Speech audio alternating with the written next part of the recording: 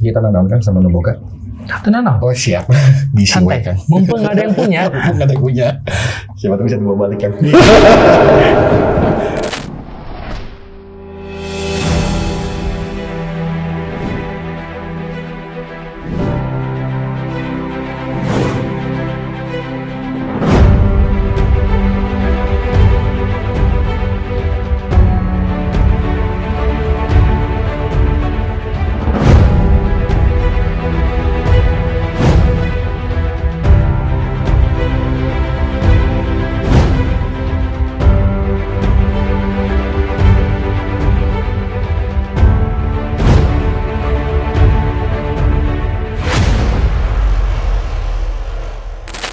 Miss Peting deh kemana? Nah, ini Kang, ini kebetulan kita dapat kesempatan ya. Oke.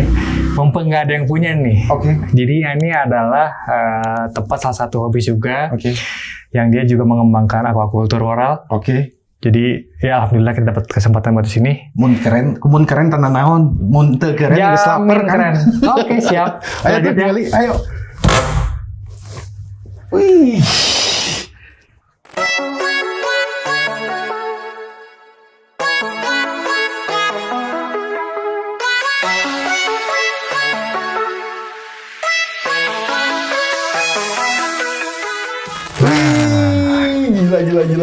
Gila. Ini Kang. Gila, niat banget yang punya. Ya, Gila. yang punya pesan jangan disebutin nama, saya sebutin IG-nya aja ya, Dago River. Oh, Dago River. Oh, Dago River. Orang Dago yang punya Iya, berarti ya? Betul, orang Dago. Oke. Ini kita di wilayah yang dingin ya. Oke, guys, ini menurut gue nggak ada akuariumnya, ya. Ini lebih kepada coral lab, jadi atau coral laboratorium sih lebih tepatnya. Dan kalau misalnya sekilas lu lihat, ini hampir semuanya produknya aquaculture. Hampir nggak ada yang koloni coral, semuanya betul-betul dalam bentuk fragmen dan sangat obvious ya, kelihatan banget bahwa coloration-nya, sistemnya ini udah mature, udah sehat banget, gitu. Kang Rizky, boleh nggak kita review dikit-dikit kan Boleh. apa aja sih yang di fragmen di, Oke. di ini di lab ini? Kita masuk ke tank yang ini dulu ya. Oke. Ya ini aquaculture jenis kebanyakan jenis acropora. Oh iya benar. Jenis acropora, Acropora semua, SPS semua ya, Kang, ya? Betul.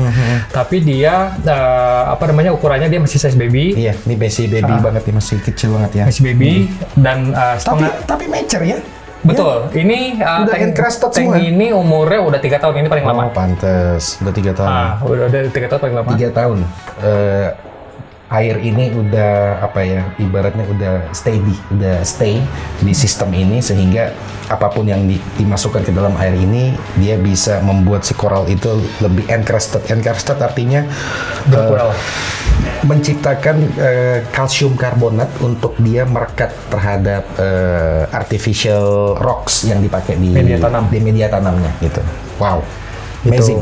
Jadi ini Keren, ukurannya masih keren. kecil-kecil dan jenisnya sangat variatif. Iya. Sangat variatif sekali. Rata-rata SPS ya, SPS Betul. semua ya. SPS. Kebetulan ownernya memang hobinya lebih ke SPS. Lebih ke SPS, oke. Tapi gila sih, Kang Rizky, gila warnanya ngaco sih. Iya, gila sih warnanya. Gila. Tolong nanti close up ya, ini warnanya ngaco sih, ini gila sih. Ini keren. Nggak main-main ya orangnya, keren. Oke, yang ini Kang, ini apa lagi? Oke, ini beberapa indukan juga. Oke. Ini udah aquaculture, udah generasi kesekian, udah F kesekian. Oke. Bisa dibilang udah F di atas F5 lah, saya bisa bilang. Sampai F5? Ya, Oke. di atas F5. Kebanyakan di sini acropora juga sama, ada montipora. Terus udah gitu ada beberapa gonio dan gonio ini juga sama udah generasi kesekian. Yang saya tahu kalau nggak salah generasi F3 atau F4 gonio. Oke, jadi yang dikategorikan adalah aquaculture itu dia mempunyai kode F. F0 itu artinya dia sebuah induk, mother colony. Si mother colony akan menciptakan sebuah anak, itu kita sebutnya F1. Si F1 akan menjadi mother colony lagi di saat dia sudah besar dan anaknya itu yang akan dari F1 akan menjadi F2 dan ini akan menjadi seterusnya. Tadi Kang Rizky menceritakan kalau ternyata salah satu river ya yang ada di Bandung ini, siapa kan Dago River Dago ini, River. ya, dia udah bisa mengaquaculture sampai F5. Artinya itu perlu konsistensi dan ketelitian dan ketekunan yang luar biasa, karena tidak mudah untuk bisa sampai menciptakan sampai di posisi anakan di anak yang kelima. Jadi ini gila, ini keren banget. Dan dari spesies hampir ya SPS ya, SPS dominan. SPS. Oke, Kang, ngomong-ngomong, Ya. orangnya kan lagi nggak ada. Wah. Saya gatel, pengen nyobain, saya mau fragment, boleh nggak? Boleh. Karena ini keren banget sih, Kang, keren banget. Saya ambil ya, Kang, yang satu ya. Silakan. Yang mana, Kang Rizky, yang kira-kira boleh dipotong? Ini aja ya, oke ya. Saya coba ya. Boleh, silakan. Oke, guys, ini salah satu mother colony ya dari mungkin F kesekian dari river ini, dan kita akan sekarang coba praktekkan bagaimana teknik transplantasi untuk membudidaya koral dalam aquaculture. Oke ya, simak baik-baik. Oke, jadi ini mother colony ya, yang tadi gue udah sempat pindahin. Nah, ini dia nggak ada masalah, dia akan terekspos di udara, cuma jangan terlalu lama. Nah, sehingga idealnya kita harus siapkan sedikit baskom kecil ya, paling enggak untuk membuat si koral ini tetap di dalam air gitu, untuk tidak terlalu tetap basah gitu. Sambil kita prepare fragment tools yang kita perlukan untuk bagaimana kita membuat anakan koral. Oke, sekarang akan gue praktekin salah satu teknik transplantasi yang sudah sukses ya secara komersial Indonesia tuh mempraktekkan. Oke, Kang, kalau lupa ajarin ya. Siap. Oke, dari sebuah mother colony kita akan coba bikin 3 fragmen. Fragmen pertama mungkin segini cukup kan? Segini cukup ya. Oke, loncat. Ceburin dulu, kemudian fragmen kedua mana sini aja, segini. Boleh. Ntar copot. Fragmen kedua, oke. Dan terakhir kita akan bikin fragmen ketiga di Boleh, Kang. sini. Iya. Sini ya. Oke. Nah, sisakan mother colony-nya tetap utuh. Mengapa? Bekas daripada potongan dari fragmen tersebut dia akan growth lagi, dia akan kembali lagi berkembang. Nah, makanya sisakan, jangan sampai seluruh mother colony dipotong habis.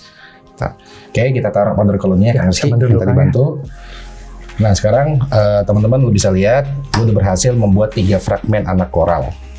Ya, anak koral ini baru akan kita tanam ya. Kita akan tanam ke dalam sebuah bilangnya artificial media ya. Untuk sebagai rumah baru daripada si anak koral tersebut. Aku susun dulu. 2, 3. Oke. Nah, setelah ini baru kita memerlukan sebuah apa bahasanya ya? Ya, media perekat. Iya, media perekat. Ada yang bisa menggunakan epoksi mungkin, ada yang bisa menggunakan lem juga, lem gel gitu. Nah, itu terserah aja, itu nyamannya aja gitu. Nah, sekarang untuk ini kita akan gunakan lem. Ya, lem gel. Lem gel, Rizky minta dibantu. Yang penting lem gelnya itu dia ada keterangannya mengandung cyanocrylate untuk untuk transplantasi koral.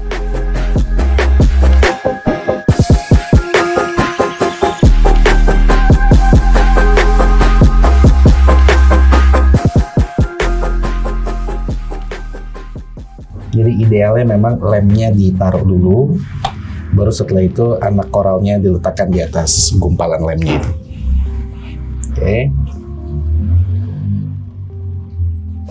Oke, teman-teman nggak usah takut. Koral ini cukup merupakan binatang yang tahan banting ya terhadap keadaan ekstrim cuaca. Jadi walaupun kita angkat dia dari air, dia masih bisa survive dalam kurun waktu 5-10 menit. Nah, kita manfaatkan waktu 5-10 menit itu untuk si anakan koral ini biar dia menyatu dengan media artificialnya, media tanamnya, sampai benar-benar lemnya itu akan mengering.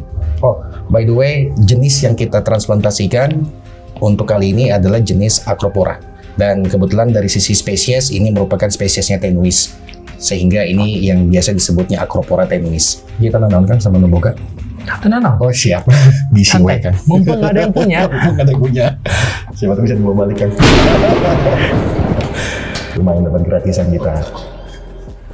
Itu kan saya simpen dulu. Boleh.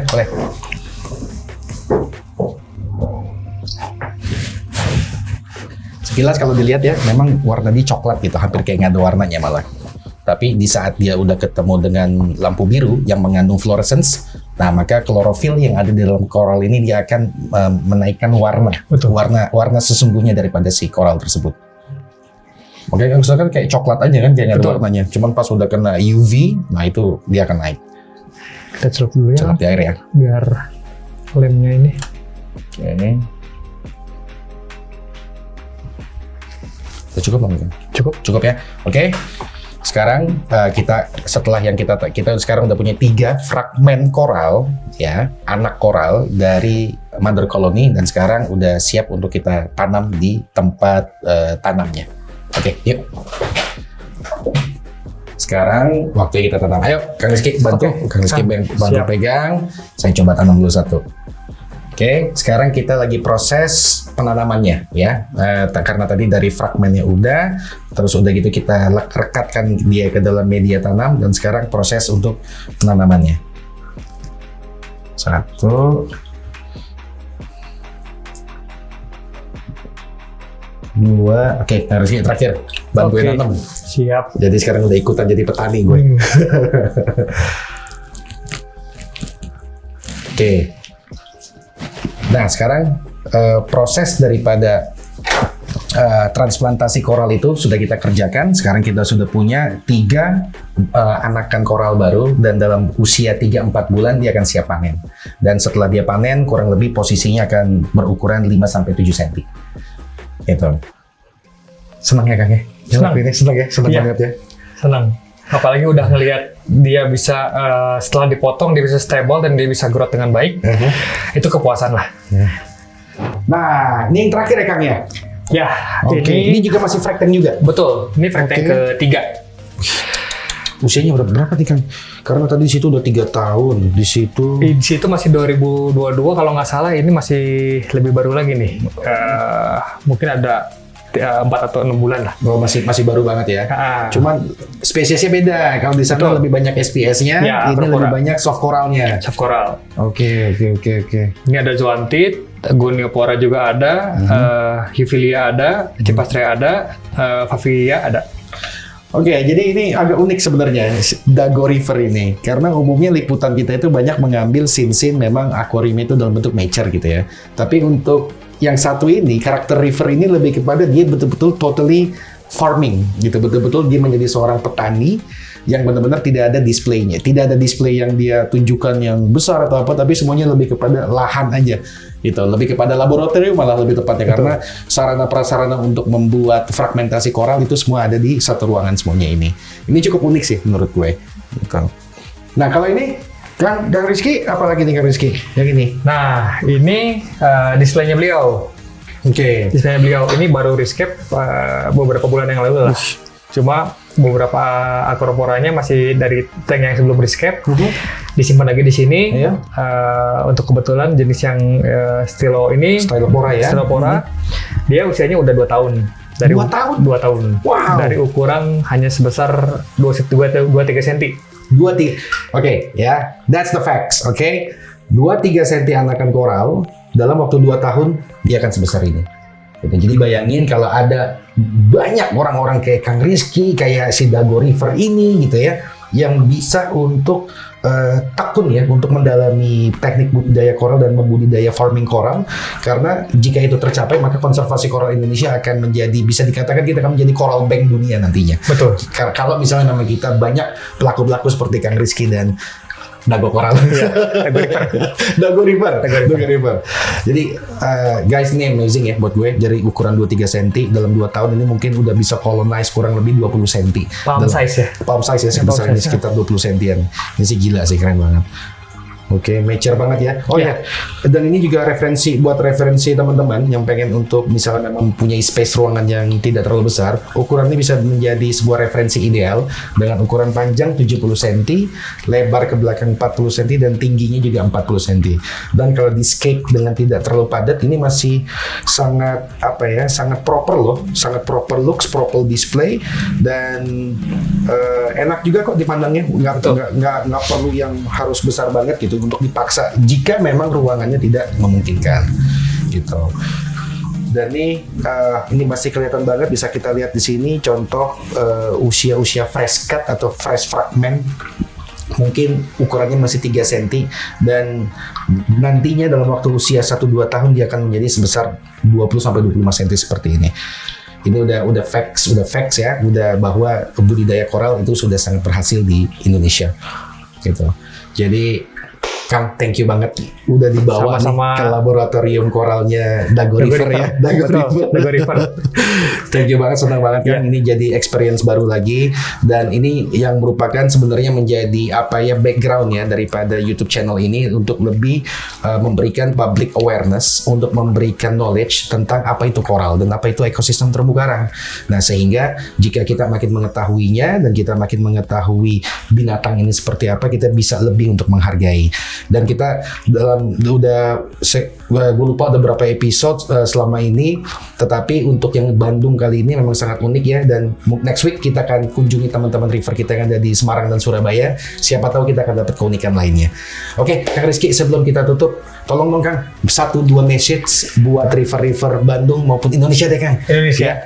Iya, sebenarnya begini, untuk hobi rifting itu sebenarnya tidak sulit ya. Maksudnya tapi hanya dibutuhkan konsistensi dan disiplin pada saat pekerjaan ini, pembuatan rifting ini. Karena yang kita bangun ini adalah sistem untuk menjaga nyawa terumbu karang. Betul. Mau terumbu karang, mau itu ikan, itu harus kita jaga. Dan Pakai sabar nggak tuh? iya dong. Oh, pakai sabar.